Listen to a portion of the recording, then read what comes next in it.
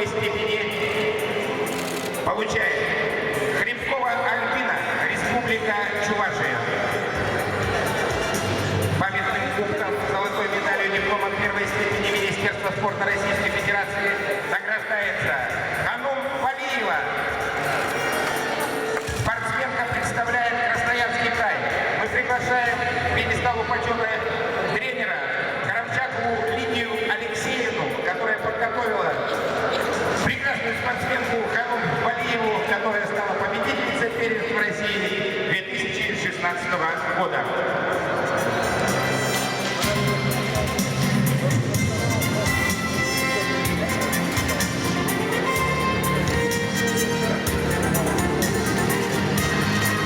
Пьедесталу почета спасибо фото для пьедестала почета приглашаются спортсменки, которые по мнению судейской бригады и представителей Федерации спортивной борьбы России сейчас будут